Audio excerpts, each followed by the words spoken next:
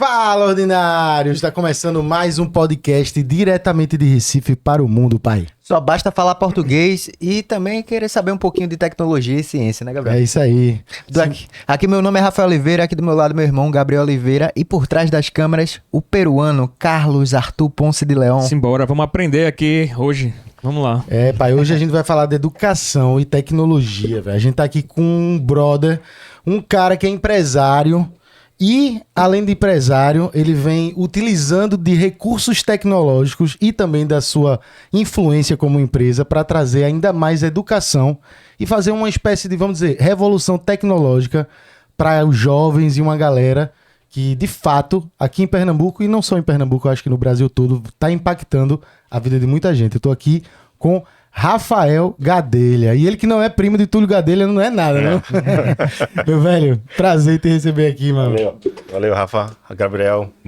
Primeiramente, gratidão pelo espaço, né? Vamos debater aí sobre educação, tecnologia e, sobretudo, também empreendedorismo, também, que é uma mola propulsora da sociedade, né, de empregabilidade. Mas debater educação e tecnologia hoje é extremamente importante, porque a gente sabe que a escola ela ainda utiliza de métodos do século XX, né? Sim, total. E a gente já está no século XXI, a gente precisa encontrar uma equação que traga para os alunos um engajamento para a sala de aula que a cada vez mais a gente vem perdendo. Com certeza. Isso até, tô falando isso, impacta muito na vida de todos nós aqui. Sim. Que passamos pela fase do colégio, tirando o Rafa, que é CDF, mas todo mundo, assim, não conseguia entrar naquela forma de ensino.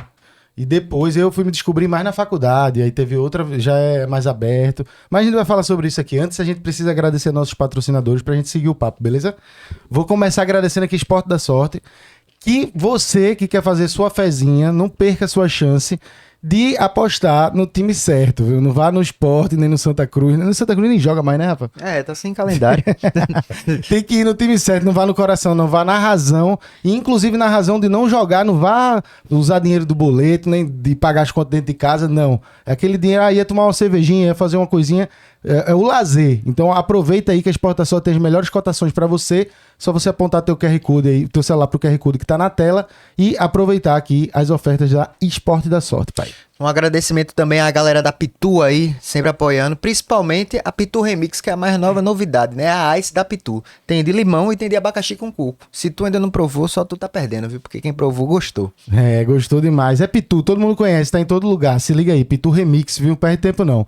Obrigado, Pitu, nossa parceira. E também agradecer a Água Mineral Santa Joana, valeu aí sempre com a gente, já há um bom tempo. 100% pernambucana, valorizando o criador de conteúdo pernambucano também, viu? Valeu, Santa Joana, de verdade, são por conta de vocês, todos os patrocínios que a gente tá fazendo esse podcast aqui. Obrigado mesmo. Ó, Rafael, todo convidado recebe uma caneca especial, criada pelo nosso artista que tá ali, Thiago Artes. E ele fez aqui a sua, pra você levar de recordação e fica como homenagem pra gente ver aqui. Coisa boa. O pessoal tá vendo em alta resolução na tela. Tá bom, Thiago, muito obrigado. Nossa, satisfação. Gostei. Aqui é... Porque quando fica... Ele sempre bota uma balaca danada, né? Tem uma balaga aí, tá no grau. Vou solicitar mais dos nossos colaboradores lá, viu? Pra poder fazer lá. Ô, Rafa, vamos começar falando da tua empresa mesmo, é a Dulino, né? Explica Isso. aí um pouquinho como funciona. A Dulino, ela é extraída de 3 palavras, né? O nome é educação, qualidade e tecnologia, né? Esses são os 3 pilares que a gente utiliza. A proposta do Dulino é utilizar a tecnologia para melhorar a qualidade de vida das pessoas envolvidas. E quando a gente fala das pessoas, não é só dos alunos. É também dos professores, é da família. É pensar nessa tríade que a educação se faz parte, né? Família, escola e aluno. Então, essas três questões. Então, a Dulino nasceu em 2013. Desde 2013 a gente vem empreendendo. Sou filho da professora, né, de matemática. E de um mecânico também. Então, venho da família simples, humilde. Graças a Deus, ele permitiu com que o meu sonho pudesse se tornar realidade, né? E, enfim, a gente está conseguindo hoje impactar milhares de vidas. Tu estudou em escola pública também? Estudei em escola pública, então formei lá na Escola Santo Carmo Damião. E fiquei em Garaçu, aqui em Pernambuco também, né? Tu morou em Garaçu, foi? Morei em Garaçu. Tua adolescência foi em Garaçu? Foi em Garaçu. Infância, adolescência e Garaçu. Depois de adulto que eu vim para Recife e agora tô residindo na Bahia, né? Ah, tá morando na Bahia? Tô morando agora, eu moro por lá, porque fica mais próximo no meu eixo do Brasil, né? São Paulo, Rio de Janeiro, Minas Gerais, Espírito Santo e também aqui Pernambuco, ficamos próximos, né? Tô com a filha de 1 ano, então eu tava perdendo muito tempo de estar com ela, e na Bahia ficou mais geograficamente posicionado para mim. E é mais tranquilo, né? É melhor estar na Bahia do que estar em São Paulo, né? Não, eu concordo. Mas é. continua da empresa, tipo, porque tu fala, desde o início, já foi o propósito dela unir tudo isso, tu fala? Sim, porque na época Eduardo Campos Sim. trouxe para cá a robótica educacional. E aí eu, como na época um provocador da educação, eu olhei que a robótica estava chegando para a sala de aula para ser mais uma disciplina. E eu sempre fui um crítico no sentido de por que disciplina unicamente? Por que não o aluno aprender de forma multidisciplinar ou transdisciplinar? E como seria isso? Numa aula de matemática, o aluno poder aprender sobre educação financeira também. Né? E por que ele tem que só aprender só sobre matemática naquela disciplina? Então, por que não é utilizar da robótica para trabalhar educação financeira, empreendedorismo, matemática, ciência, geografia? Então, eu olho na tecnologia uma aliada para ganhar a atenção do aluno. Entendi. Então, eu ganho a atenção através do gamer, eu ganho a atenção através da robótica, eu ganho a atenção através da cultura maker. Mas, na verdade, o meu foco está na formação social. Né? É o impacto social que eu quero gerar na ponta. Mas a tecnologia é uma aliada. A mesma coisa de a gente vir aqui e estar num ambiente sem uma cadeira, seria muito, muito mais desconfortável, né? E a tecnologia, ela é isso. Quando a gente vai ver a função, né, da palavra tecnologia, a etimologia em si, a gente vai entender que é tudo aquilo que facilita a vida do homem. Estar sentado numa cadeira para a gente é mais confortável. Ah, é? Que massa. A tecnologia Abriu não é... minha cabeça agora. A tecnologia, muita gente associa eletrônico. Isso. A TV, Total. né, a câmera, a Não melhor, né? Então, não é apenas isso. A tecnologia é tudo aquilo que facilita a vida do homem. O copo aqui, né? Foi uma tecnologia. É uma tecnologia, Interessante, né? velho. Qual a tecnologia que vocês acham que foi a melhor criada na história do homem? A luz, Roda. a roda. A roda. Entendeu? Então, e como é que chegaram até a roda, né? Eu sou um cara que fico refletindo muito sobre a vida, né? E fico imaginando, como é que chegaram na criação da roda? Vocês já chegaram a pensar possibilidades de como chegou até a roda? Eu imagino que uma pedra rolando trouxe a possibilidade do cara ver, isso aqui vai mais rápido, como é que a gente faz a mecânica disso? Aí ele vai pensar através disso. Pô, maravilha. É exatamente isso, geralmente também eu reflito, né? Um coco, quando cai do coqueiro e ele começa a rolar, e o cara conseguiu observar que aquele objeto conseguiu chegar em tempo mais rápido do que ele chegaria andando, né? Então, e o ser humano, ele vive dessas referências, né? Ele vive de referência, nada é por acaso. Né? Santos Dumont não pensou no avião sem olhar para o pássaro. Ele teve alguma referência para poder pensar isso, né? Então a gente, como empresa, tem essa premissa de poder apresentar o máximo de referências para os alunos, através da tecnologia, para poder despertar neles o que de fato é o mundo. Hoje a gente tem essa grande viralização de podcasts, né? Nós temos dentro da nossa plataforma a possibilidade do aluno aprender apenas pelo podcast, apenas pelo áudio. É verdade. Porque eu tenho um aluno em sala de aula que prefere aprender ouvindo. Eu tenho outro que prefere aprender assistindo. Eu tenho outro que prefere aprender lendo. Mas em sua totalidade, todos preferem aprender fazendo. Né? E aí a nossa metodologia vai por esse caminho. Então eu acho que o ponto pra gente observar aí é que tem que customizar, né? Cada um vai ter uma pegada diferente. Tem que customizar. A gente busca muito essa educação personalizada, personificada, né? Isso. A educação, esse é o grande desafio da educação. Esse é o desafio do professor do dia a dia. É saber como levar o conteúdo para o aluno, apresentar a ele, de fato, o mundo de forma personificada. Então esse desafio é o maior hoje, que sempre faço a reflexão. Pare para refletir. Chega um professor numa sala de aula com 40 alunos, ele ensina da mesma forma, no mesmo tempo, para todo mundo ter o mesmo resultado. Exato. Mas são pessoas diferentes. São pessoas que estão aprendendo em tempo diferente, e a gente pode entrar na questão das crianças com atipicidade, autismo, síndrome de Down, TDAH, né, dislexia. Tudo isso pode fazer também com que ele atrapalhe no processo de ensino-aprendizagem. E como conseguir equacionar isso? E a gente tem conseguido com a nossa metodologia fazer isso, né, de forma colaborativa. Quando a gente traz os alunos também para participar da construção do conhecimento, a gente consegue fazer isso acontecer na prática. Caramba. No caso, a tecnologia Eu falo a tecnologia que eu achava que era só tecnologia.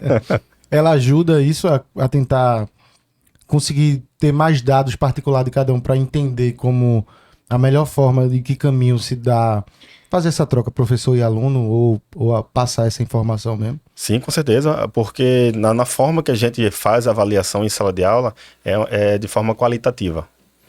Nós não trabalhamos de forma quantitativa no sentido de dar nota. Né? Vocês já jogaram PlayStation. Vocês já viram aquele gráfico do jogador lá, quando a gente vê o poder, né? Aquele pentágono que se forma. A nossa forma de avaliar aluno é naquele caminho.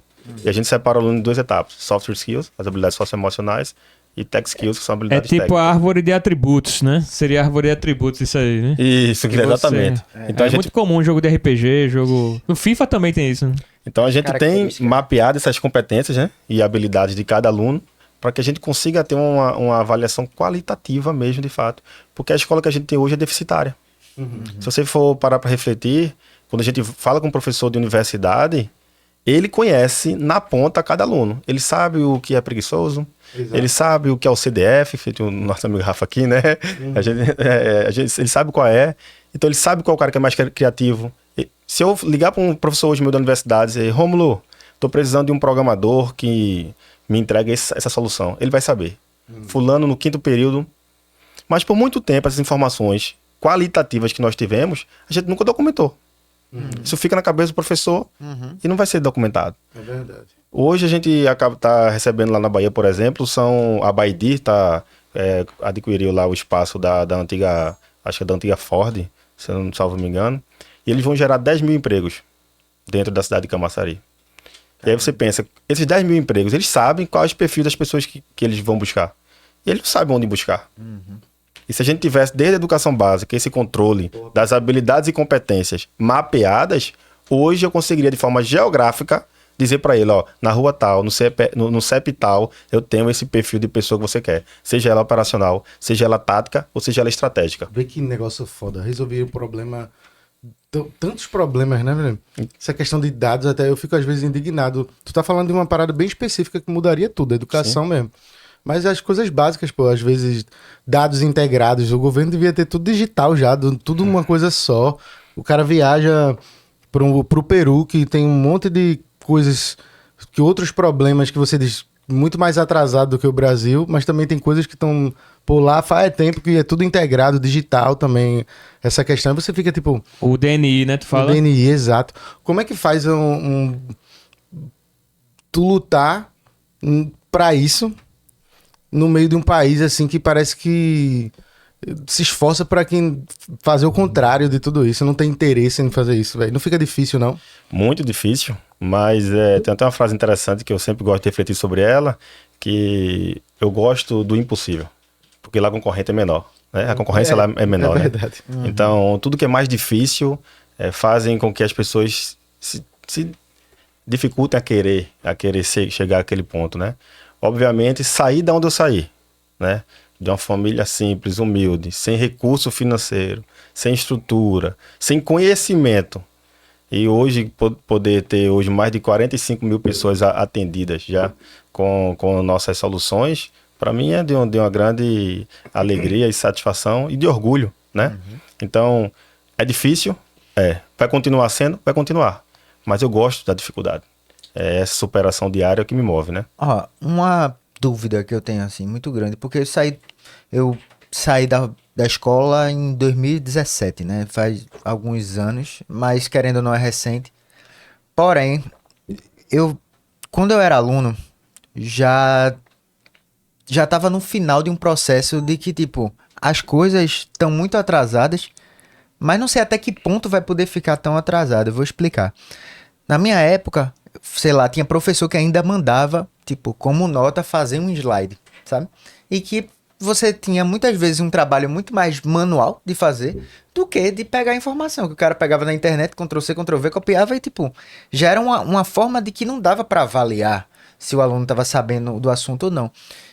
E aí, tempo se passou, eu fico imaginando, hoje eu acho que é impossível. Não sei, pode ter até professor que faça isso, mas tipo, qual o sentido de tu mandar uma atividade dessa pra uma criança, pra um aluno que hoje a IA você faz na hora um slide, sabe? Você pede assim, pede pra fazer, ele vai fazer tudo pronto.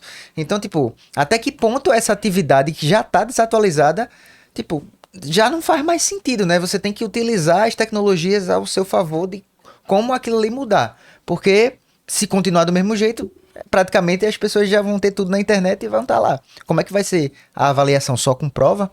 Então, é exatamente isso, né? Que a gente vem refletindo bastante e graças a Deus avançando muito nesse sentido. Porque essa avaliação, essa é a avaliação quantitativa, é atribuir notas, né, por desempenho, né? E às vezes essa nota foi uma decoração, foi uma cópia do trabalho de um colega, né? Ele conseguiu decorar durante aquelas últimas 12 horas e conseguiu ter um bom resultado. Isso não representa de fato quem é a pessoa. A nota não representa quem é a pessoa. Então eu vou continuar defendendo porque é lógico, isso é muito lógico de se compreender, né? O que a gente tem é toda uma estruturação educacional que é difícil de se combater. Falando do setor público, a gente tem muitas pessoas concursadas, essa é a realidade, e tirar elas da zona de conforto é quase impossível. É difícil. É quase impossível, porque ela está na zona de conforto dela. E quem mexer perde a eleição. E é por aí mesmo. Então, assim, eu sou o cara de falar a verdade. E essa é a verdade que a gente vê no dia a dia. Então, quando a gente leva boas práticas, novas práticas pedagógicas, existe muita resistência. E a primeira coisa que eles falam é: isso não serve, isso não presta. Mas nem conheceu, nem viu isso na prática acontecer. Sabe? O que não serve mais hoje, que não presta hoje, é o ensino tradicional que nós temos ainda aí. Né? Escolas que a gente vê hoje o Brasil investindo quase 3 mil dólares por ano, enquanto os países que estão no ranking elevado do PISA investem mais de 10 mil dólares por ano em educação. A gente investiu agora há pouco quase 2% do PIB, enquanto tem países investindo 7% do PIB na educação. Então, em que momento a gente vai de fato olhar para a educação de forma qualitativa? Mapear dados. A gente vive a era da tecnologia da informação. Vocês sabem o quantos dados é importante. Vocês têm as suas métricas, vocês avaliam de cada podcast, de cada Reels, Stories. Vocês têm esses dados na mão. E esses dados conversam com você. Meu irmão brinca muito, né? É Deus no céu e dados na terra. Né? É verdade. Então, quando a gente olha para ele, fica mais fácil a gente poder tomar decisões. E a educação não tem que fechar os olhos para isso. A gente tem debatido e a gente tem conseguido grandes avanços. É Tem mais fácil tentar aplicar esse novo conceito em escolas particulares assim? Já tem algum experimento? Ou escolas públicas. Não, tanto, as duas. A gente vê um impacto social maior na pública, claro. Porque quando a gente leva o nosso laboratório para dentro de uma escola pública, a realidade do aluno da escola pública, muitas das vezes, é de uma casa que não tem nem TV, nem televisão, né? Então o impacto do que ele vê lá dentro, uma impressora 3D, uma cortadora laser, kits de maker, kits de robótica, computador gamer, quando é que ele viria um notebook gamer na frente dele? Ele poder utilizar do GTA para aprender educação financeira? Sabe o que a gente está fazendo na educação hoje? A gente pegar o Minecraft hoje, que é um jogo muito utilizado entre os alunos, e colocar dentro do multiverso o Minecraft para ele poder jogar e aprender diversas outras disciplinas e matérias. Eu sempre tenho reforçado nas palestras que o desafio hoje da educação não é mais conhecimento, é comportamento. O nosso desafio hoje é comportamental. Não é mais conhecimento por causa da IA. Por causa da tecnologia das coisas. Né? Antigamente, para a gente poder ter acesso a um trabalho, era ir na papelaria, pegar papel pautado. Não sei se vocês pegaram essa época, mas eu cheguei a pegar. Peguei. Tu tem quantos anos? 33. Eu tenho 35. Eu peguei demais até. Só que depois eu conto um pouco do meu histórico que tem a ver com essa conversa aqui. Mas... Eu vou até somar, isso é a gente que tem essa idade. Mas vai, continua. Então, minha mãe, graças a Deus, ela conseguiu comprar a enciclopédia Barça. A gente tinha esse conjunto lá em casa. E eu me lembro que meus amigos não tinham. Muitos deles não tinham isso em casa. Então eu ia na papelaria, pegava o pautado e buscava lá o tema sobre aquele projeto, aquele trabalho que foi passado pela professora, né? Então eu iria, manuscrito na mão, escrever. Hoje, eu chego aqui na Siri, na IA, qualquer coisa da vida, me comunico de forma verbal muitas vezes, não preciso nem ser manuscrito, e ela traz para mim esse resultado. E aí tem gente com várias teorias da conspiração também, já dizendo que o mundo vai acabar, porque a gente chegou a esse ponto, né? A gente entra, mas... É interessante porque a gente que tem essa idade, a gente pegou um período sem internet, né? Sim. E viu chegar, assim, eu vi chegar, eu acho que na minha casa chegou em 2001 por causa do Scoop, a internet, né, em si. Meu pai também, ou 2000, né? Mas teve gente que até demorou... Discada, é. Não, discada. E era outra coisa, o tempo diferente. E você tem, por exemplo, eu sou viciado em música e eu passava dias para conseguir baixar uma música, um MP3, para colocar num disquete e dividir em 3 partes, 3 disquetes para levar na casa do meu amigo, para poder juntar num programa lá e a gente poder ouvir aquela música lá. Onde é que eu tô querendo chegar? A gente não tinha nada, de repente começou a ter alguma coisa. Hoje a gente agora tem tudo e parece que o tudo suga a gente querendo que... Tipo, a gente tem o WhatsApp onde... Eu tenho 2 números do WhatsApp, um para trabalhar diretamente aqui com a empresa e o outro pessoal para todo mundo, que é o mais antigo, tem meus amigos, tudo. E tem várias informações acontecendo ao mesmo tempo, só que isso tá aqui, não tá aqui. Para você fazer essa conexão e viver esses 2 mundos ao mesmo tempo é uma loucura danada para mim. Aí eu fico refletindo nisso, assim. A gente viu essa transição, tá vendo acontecer e tá vendo que vai ser muito mais rápido com a IA agora, que a gente tá vendo que o negócio vai desandar ou dar certo de vez. Mas aí eu te pergunto isso. Do mesmo jeito que a tecnologia, principalmente para a educação, ela vai trazer uma série de benefícios para os alunos e para tudo, a gente também já tem alunos que nasceram nessa geração que já convive com isso, que tem outro ritmo, outra forma e outros problemas que a gente não tem, ou se tem, não com aquela mesma gravidade que eles têm hoje. Tu, que tá diretamente na tecnologia e também com esse contato direto com o aluno e com essa parte de educação, principalmente mais jovens também, como tu acha que dá para equilibrar isso aí? Tu tem algum medo no futuro de que as redes sociais ou essa velocidade toda faça com que dê um bug na gente como ser humano e diga, velho, não aguento mais, velho, isso aqui, só se entrar dentro de mim o chip na cabeça. Não, é interessante essa tua reflexão e tu percebe que vai em encontro ao que eu acabei de falar sobre o desafio ser comportamento. Sim, isso. Isso é comportamento. Por exemplo, acabei de começar a conversar com vocês, eu coloquei no modo avião, né? Porque eu sei que o modo avião ninguém vai conseguir agora se conectar comigo aqui. Neste momento. Porque eu estou para viver esse momento. Isso aqui é uma modulação do meu comportamento. Eu me adequei para uma situação que eu preciso viver. E isso aqui é tão importante quanto isso aqui. Mas o mais importante agora para mim é estar aqui, né? Nesse canal de distribuição, extremamente conhecido, né? E exatamente isso.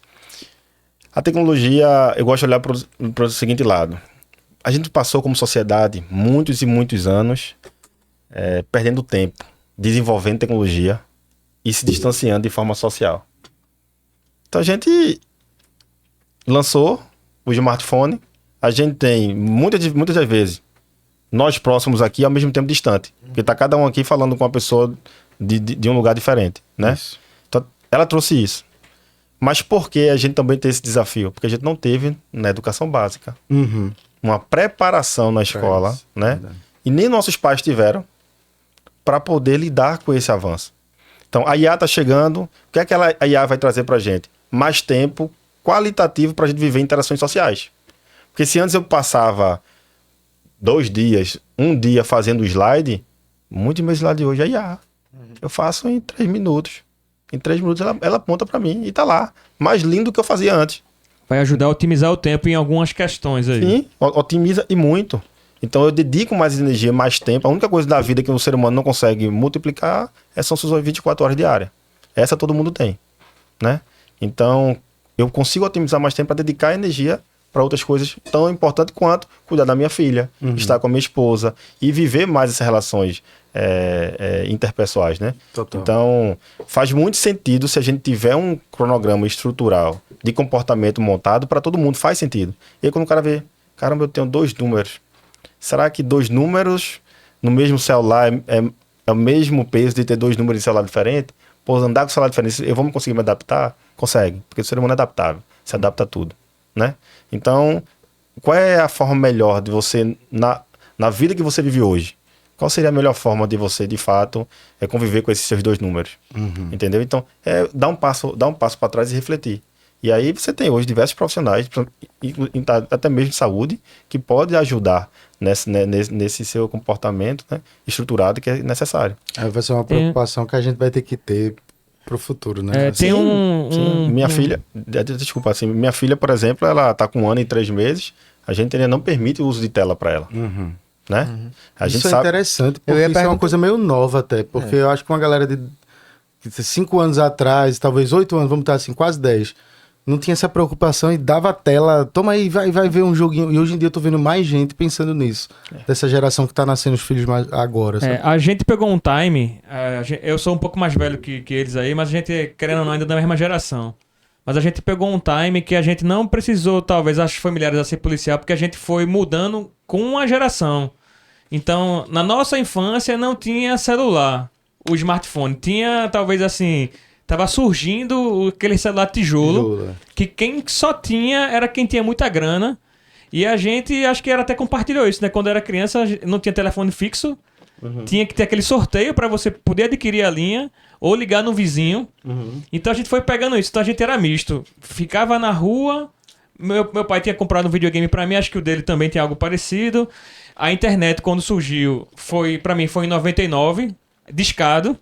Então, assim, não precisou haver um comportamento preventivo, porque a gente foi crescendo junto com o que tinha ali que estava surgindo. E você não sabe como lidar, porque você vai na onda. E era o novo, né? Quem nasce, por exemplo, talvez na geração de Rafa, ou a geração já um pouco depois da dele, que nasceu assim por volta de 2007, talvez, vamos colocar esse número, o cara já nasce já com smartphone, com computador, com internet rápida, com tudo isso, né, que facilita. Então, só que eu percebi que as pessoas acordaram um pouco para a vida no sentido de ter um comportamento preventivo quanto a isso, mas agora, né? Essa questão de tipo... Porque já tá vendo um reflexo rápido. Eu vou dar um outro exemplo. Por exemplo, eu só fui ter celular pra valer, eu acho que em 2009, 2010. Só que tem um detalhe, meu celular era um tijolinho, aquele da Nokia, da lanterna, e eu usava à parte um iPod pra ouvir música.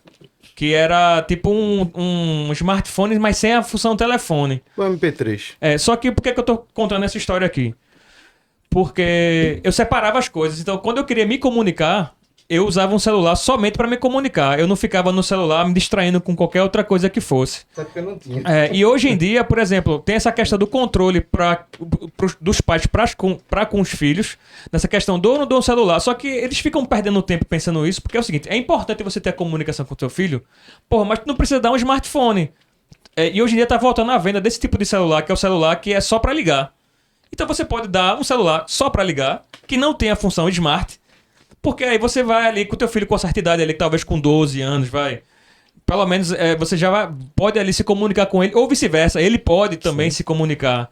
Então, e o smartphone pode ser, você vai dar quando ele tiver uma certa idade, talvez ali uns 17 anos, né? Caralho, coitado. A menina vai ver na caverna. Não, mas eu tô dizendo assim... 17 anos Não, mas eu tô falando isso porque mas eu tô supondo que na casa dele ele tem acesso a computador, ele vai ter acesso às coisas dentro de casa, 12 entendeu? anos ele vai ganhar um celular pra ligar. Não, mas não é isso, é porque dentro de casa você vai ter ali acesso ilimitado. Isso talvez seja mais pra questão assim, de 24 horas, dele sair e tá com esse negócio o tempo todo com ele, entendeu? Que pai massa, velho. Não, porque... Você já é pai? Mas tu não era assim? Não? Mas tu não era assim na tua infância? Tu não tinha na tua casa o computador? Sim, mas na minha época era outra, né? A gente Então. eu tinha outro relacionamento no colégio, você tem outros amigos. Você não pode também isolar a pessoa de... Mas Tem que assim, ter um eu tô equilíbrio. trazendo essa questão porque assim, é um Equilíbrio, ponto verdade. de vista, mas que pode sofrer essa crítica que tu tá falando. 17 tá bom, pode ser menos. Não, eu só achei engraçado. Tudo bem. 17 anos. Essa é engraçado. 17 anos não estão dançando passinho. Mas é porque tem um limite de gravando idade. clipe Então, mas tem um limite de ganhando idade. dinheiro. Tá doido, Então, né? mas o limite de idade que eu tô colocando aqui é até onde você pode também controlar seus filhos, né? Porque com não, essa claro, idade claro. aí já fudeu, a casa já tá caindo pra quem é pai, velho. Porque já tá tomando esculacho Outra do coisa, filho. se tu for pai, quando teu filho tiver 12 Não, não vou anos... ser pai. Não vou ser pai, mas vai, Quando teu filho continue. tiver 12 anos, já vai ser o óculosinho aqui, não vai ter nem celular Não, mais. não vou ser pai. Vocês é que vão ser. Mas enfim, tá vendo o tipo de preocupação que hoje, de fato, a galera vai ter que ter, né? E eu acho que vem até assustando, né? Tu como pai, o que é que tu acha dessa questão? Não, com certeza é ciência, né? A gente tem que olhar para a ciência. A gente sabe que nessa formação dos 3 primeiros anos, que é a formação da neuroplasticidade, a gente tem cada vez mais o cuidado de saber quantos estímulos a gente vai dar para o nosso filho, porque ele vai se acostumar com aquilo. Vou dar um exemplo aqui. Um local mais distante vocês já foram de carro. Lembra aí? Acho que dirigindo Fortaleza. Fortaleza? Quantas horas deu? 6h30, quase 7. 6 só? 6 horas pra Fortaleza, não. Não. É umas 11 horas. Rapaz, você A foi... galera, qual eu foi o corro, né? carro? Que 11 horas, tá aí doido, é? Naquele 11 dia- horas só for de ônibus, pô. É impossível, pô. Naquele dia que a gente foi pra Stratovares, saiu de manhã, chegou no final da tarde, pô. A gente tirou daqui 6 para horas, Aracati tá com a porra. 5 horas. De Aracati pra Fortaleza. Não é mais 1 hora, não? Quem tá precisando de motorista, Ah. chama-me Gabriel. Porque... Foi daqui para Aracati foi 5 horas, pô, que a gente tirou. Mas tá, vamos botar 8 horas. Pronto. Se for Rafa dirigindo e 12 se for tu. E se... de avião, já foram pra lá de avião? Já 1 horinha, né? 1 horinha. Então, o que acontece? Você se acostuma mais fácil com avião ou com carro? Porra, com avião. Por quê? Porque você quer otimizar seu tempo. Mais rápido, né? Isso. Pronto. É exatamente também nessa fase inicial da criança. Então, quanto mais rápido der informação, pior para ela. Ah, saquei. Que ela vai se acostumar mais com o mais rápido, com mais informações. E depois, para eu tentar trazer ela, regredir ela para o carro, não vou conseguir. Eu dou ela televisão. Quando for ela dar ela boneca, ela vai olhar, boneca. Nem se... Aí tem que ser uma boneca que se mexe, que pisca, que fala, para ela poder sentir É verdade, faz todo as sentido. mesmas sinapses que ela consegue construir na televisão ou na tela, no smartphone. É a interação social total. Tudo, né? O Steve Jobs, quando pensou nisso aqui, ele pensou exatamente num aparelho que o idoso ou a criança mexesse. Ele não pensou no adulto. Ele pensou na criança e no idoso. Como é que eles conseguem mexer? A usabilidade estudada foi essa. Entendeu? Então, é preocupante nesse sentido, porque a ciência já comprova isso. Então, quanto mais eu der estímulo ela nessa fase, mais ela vai se acostumar. É como se eu estivesse abrindo um buraco. De repente, para preencher esse buraco, eu preciso dar igual ou maior. É verdade. Menor, eu não consigo. Entendeu? Perde a atração, né? Perde a atração. Então é esse o cuidado que a gente tem. Então até os 3 ou até mesmo 6 anos vai depender muito desse convívio meu com minha filha. Eu vou tentar, obviamente, ter esse controle. Agora, eu elimino 100%? Não. É um equilíbrio. Ela apresenta, tem lá, faço o combinado com ela. Vamos assistir aqui, filha, 2 minutinhos. Escuta a música. E aí eu geralmente utilizo o YouTube para poder ver desenhos de baixo estímulo. O que são os desenhos de baixo estímulo? Que a cor é um pouco mais reduzida, então não tem tanto estímulos para eles, né? Então eu tento fazer interação. Deu os 2 minutos de interação que eu combinei com ela no início, desligo e pronto, a gente fez um combinado, segue, agora vamos descer, agora que a gente tá morando em apartamento, né? Vamos descer, vamos interagir, vamos brincar, e é isso. Então a gente precisa ter esse cuidado de encontrar o equilíbrio, viver isso. Carlinhos disse que o filho dele só anda de avião com 25. Ele disse.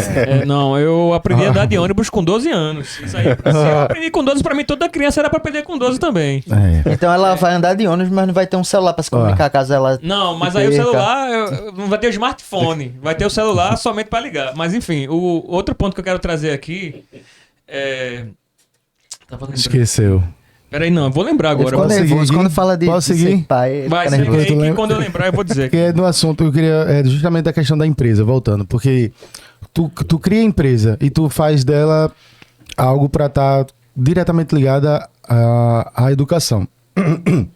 Mas que tipo de oportunidade tecnológica, vamos dizer assim, não sei se eu tô falando besteira, mas tu dá oportunidade para que algum desses alunos criem projetos e possam fazer coisas diferentes, para que eles mesmos na prática criem uma parada. Pô, nem eu imaginei que eu poderia participar de um projeto e criar uma parada como essa.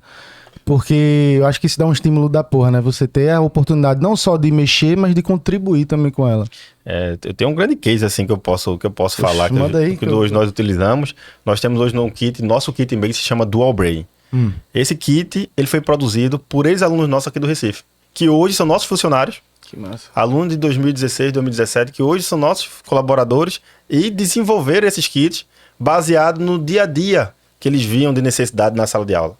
Então, ver jovens de 17, 18 anos desenvolvendo os kits que hoje outras crianças estão utilizando, para mim, nessa parte aí eu zerei o jogo, massa. sabe? Para mim, realmente é um grande orgulho. Um outro caso que a gente pode dar como referência, município de Itapissuma, alunos de 8 e 9 anos, pensaram na época em utilizar o drone, isso 2017, 2016? 2016, eles pensaram em utilizar do drone ainda na época ainda era inovação, de utilizar do drone para combater de forma preventiva a criminalidade. Alunos de 8 anos. Como é que aconteceu isso? Caramba, que massa, velho. A gente tem a cada trimestre uma temática livre, que o aluno traz para o laboratório um problema do dia a dia dele, do cotidiano, que ele quer solucionar com as tecnologias apresentadas. Massa. E aí eles pensam nessa solução. A nossa educação, ela sai dos quatro paredes, sabe? Não é só pensar na quatro paredes da escola. É no bairro, é na rua. Porque cada um cuidando da sua rua, a gente tem um mundo diferente. Concorda? Concordo. Então, a gente faz sempre esse estímulo. Então, além do kit, tem esse caso do que eles intitularam do drone pega ladrão. Um ano depois, vocês podem pesquisar depois na internet aí, acho que um ano depois, o João Dória lançou em São Paulo o Drone Pool.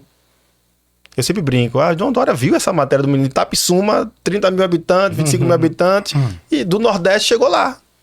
Porque foram alunos daqui de 8 e 7 anos que chegaram a pensar isso antes, em uma capital, nossa principal capital hoje do país, depois colocou algo desse sentido, dessa magnitude, para acontecer. Isso pra gente também é outro case que isso repercutiu em pautas nacionais, enfim, regionais. Foi um outro grande case. E são alunos, no caso, que ainda estão fazendo segundo grau, é? No caso, esses dos que já concluíram o ensino... Não, desse caso específico do drone. Em que momento? Já era eles estavam, eram 8 anos de idade. Caramba, 8 anos de idade a galera tinha? 8 anos de idade. 8 anos. Meu irmão. Então ainda estava no anos iniciais ali ainda, né? Fundamental 1, 2. Caramba. Então você olhar para isso... Aí eles eram o quê? De alguma escola? Pública. Aí foi um projeto, no caso que... Como é que faz essa ligação? Vocês entram em contato com a escola e oferecem, a escola já pode ter essa rede diretamente com a empresa de Geralmente vocês? acontece dos municípios abrir licitações. Sim. Né? Que a gente faz, participa desses processos licitatórios e vai. né? Isso aí depende também, de uma iniciativa política para que alguns, sei lá, prefeitos ou governantes ali tenham também um interesse em trazer... No setor público, sim, né? Agora, no setor privado, só basta o diretor querer... O privado, então, é mais fácil, se depender da boa vontade ali do diretor. Vamos assim. Não, mas se tem, porque eles veem a necessidade hoje de conseguir... Hoje são aproximadamente 6 milhões de alunos que a gente perde anualmente das escolas, né? Caramba. E um dos indicadores principais é o engajamento. Ó, RT, sabe? Eu ia falar naquela hora... Só rapidinho, não esquece não. Isso é um dado de escola pública? Não, Brasil. Geral. Todas as escolas. Geral. Porra, não sabia disso não. O que eu ia falar naquela hora... E corrigindo, não são 6, são 9 milhões. 9 milhões de jovens vão deixando de isso é um estudo recente do Datafolha, né? E as principais razões, eles falam aqui, né? O abandono por falta de engajamento, baixa autoestima intelectual e as necessidades financeiras. Total, velho. Isso aí é Entendeu? Um dado Aí você vê. terrível. 9 milhões. É muita gente. Ano, né? Ano. Uma coisa que eu ia trazer que tem a ver aqui com o papo, a gente tava falando dessas questões do time da tecnologia, né? Na educação, né? De modo geral.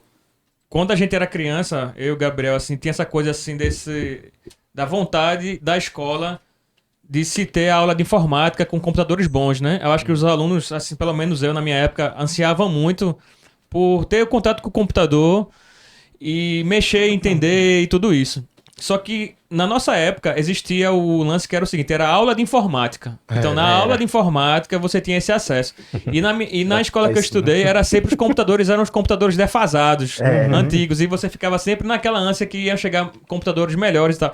Teve uma época que até chegou, mas o ponto que eu quero chegar é que enquanto a gente estava ali, né, aqui em Recife, tendo esse tipo de aula, às vezes você ia ler alguma revista ou alguma reportagem sobre educação em países mais desenvolvidos e os lugares mais desenvolvidos, poucos anos depois desse momento, era tipo assim, era de ter o conceito de que, ao invés de você ter a carteira onde você senta para ter o caderno e fazer as anotações com o caderno, era que cada carteira tivesse um computador para você usar o computador ali para anotar ou ter as aulas ali direto, porque era o... No Mazarella era 2 PC pra turma, velho.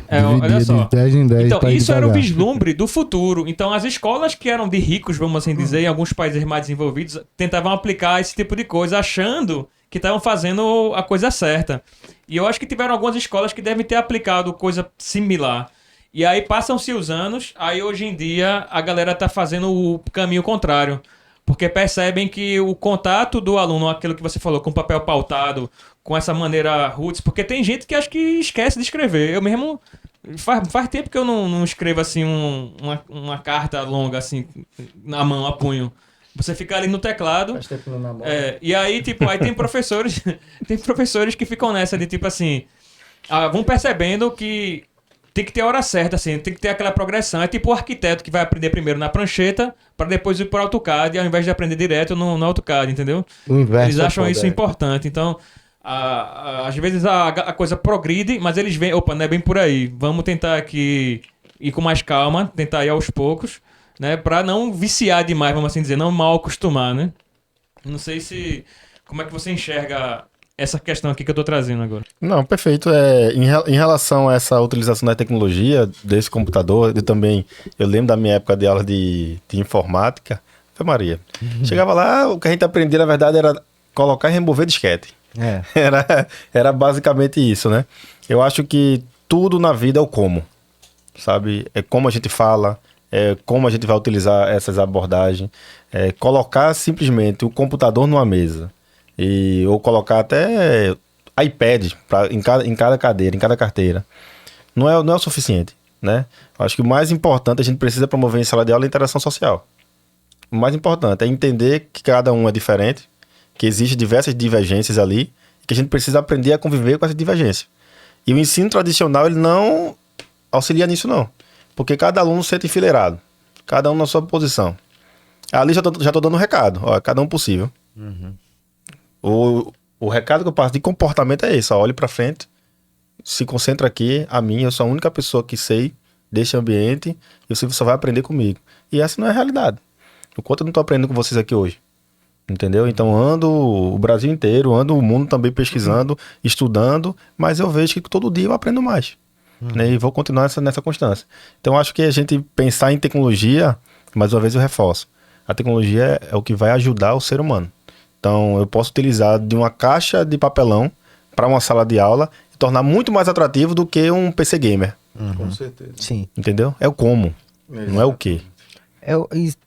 Em relação ao ensino, eu sempre senti falta disso, porque Gabriel fala, Rafa é CDF, só que, tipo, na minha vida, principalmente o meu pai foi muito, assim, ele encheu o saco pra eu estudar, e o que eu boto na minha cabeça, eu acho que eu aprendi uma fórmula, tá ligado? Eu sabia como me concentrar, eu sabia como escrever e como é que eu ia passar ali de ano, tá ligado?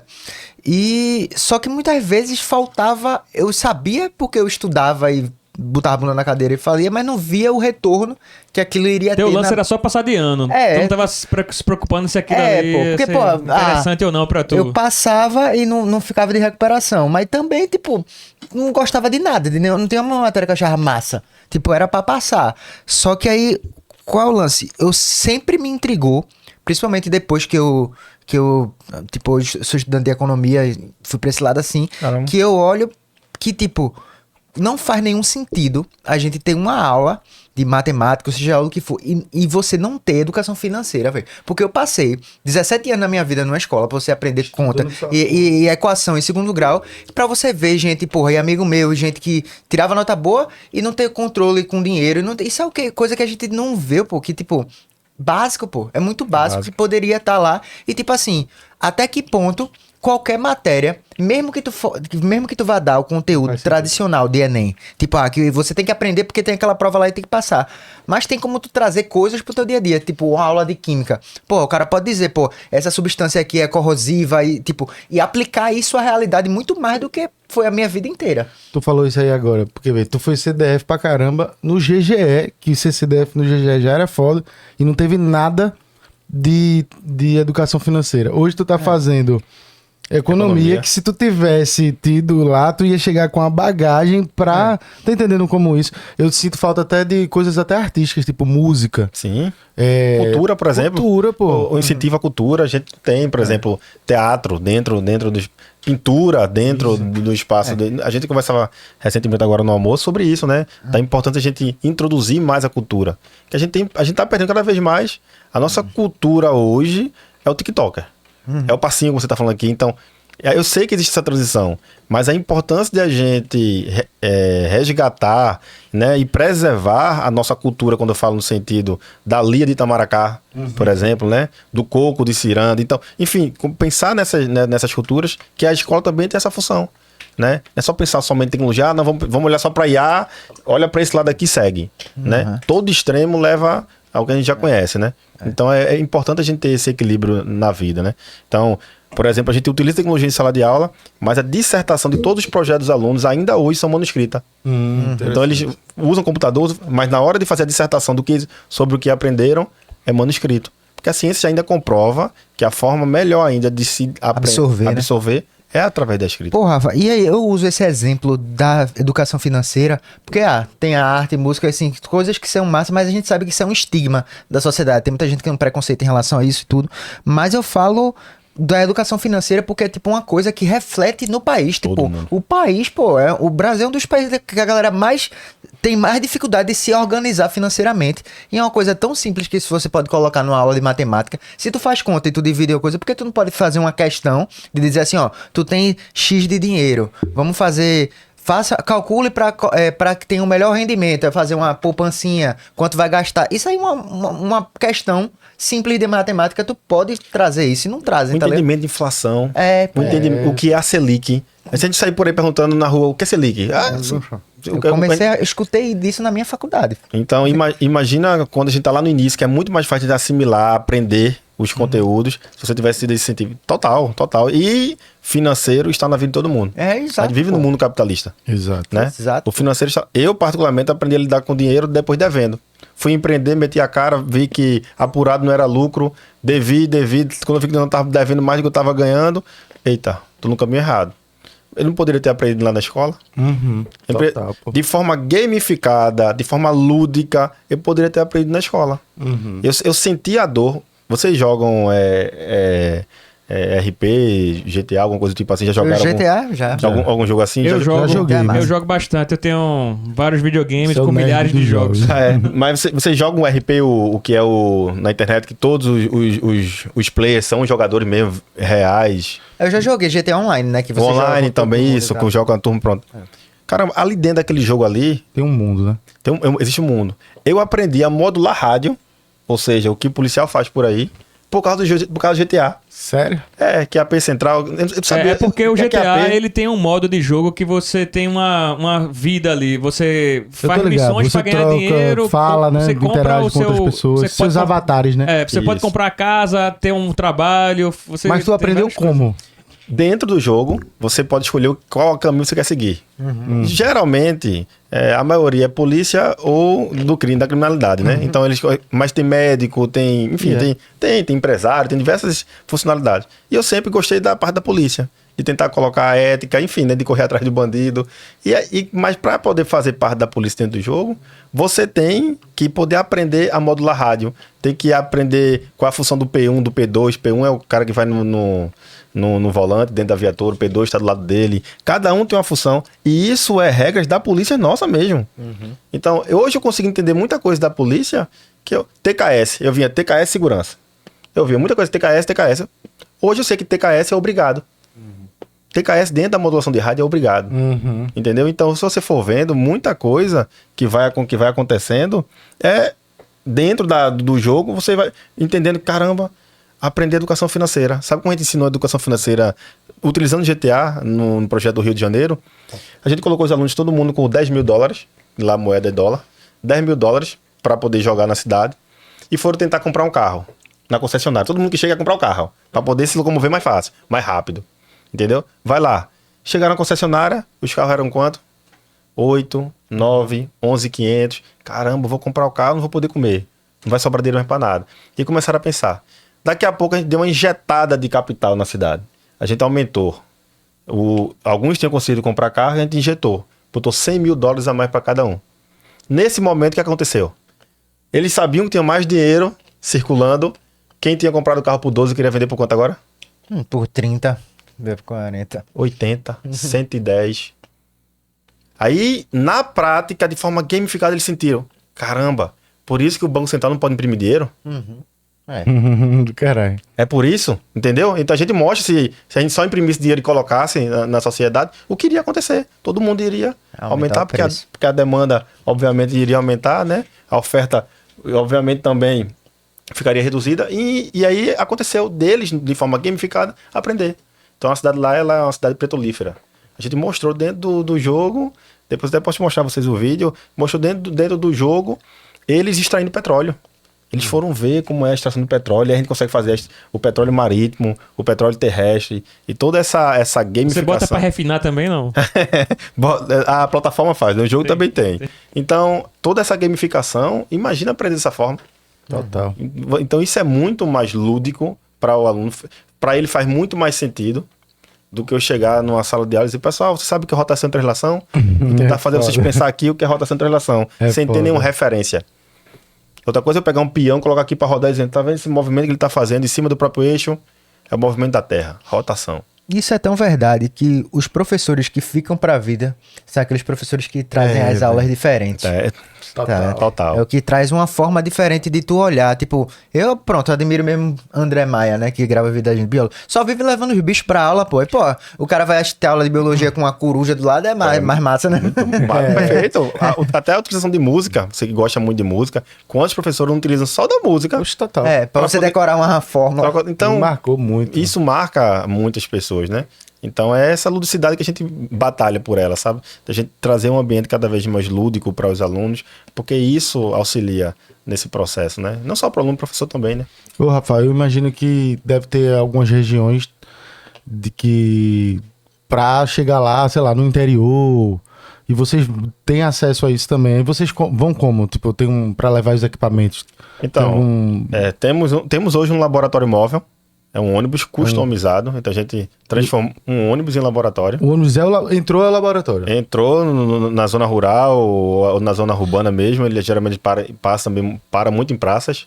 Não, mas quando eu digo assim, não é um ônibus para levar um laboratório, é um ônibus que ele de fato é o laboratório. Ele Você é o laboratório. entra e já tá tudo lá montado. Tá tudo lá montado. Então acontece essas aulas dentro desse ônibus, então a gente tem essa forma também de trazer uma visibilidade maior e uma conscientização para os transuentes, muitas das vezes, que não são mais estudantes, são pais de estudantes. Sim. E eles precisam também compreender em que mundo os filhos estão sendo inseridos. Eu falei no início, né? Educação é a tríade. É escola, é aluno, mas também é família. Total. Se a gente não olha para a família também, a gente vai ficar nesse cabo de guerra infinito que a família sempre vai ganhar. Porque ele não tem um conhecimento que a escola está tendo, e aí o pai fica sem saber por onde guiar o filho, e essa luta a gente acaba perdendo sempre. Entendeu? Porque o mundo oferece muito mais coisas mudanas, né, que a gente acaba perdendo de qualidade para a vida desses estudantes do que a escola oferece. Então é uma guerra. Por isso que a escola em tempo integral eu defendo muito esse modelo. Porque quando eu coloco um aluno em tempo integral na sala de aula, ele passa o maior tempo da sua vida onde? Na escola. Né? No tempo tradicional, ele passa o tempo maior da sua vida onde? Na rua. Então, dentro da escola integral, ele passa mais tempo. Então, eu consigo modular maior esse comportamento, né? É muito interessante.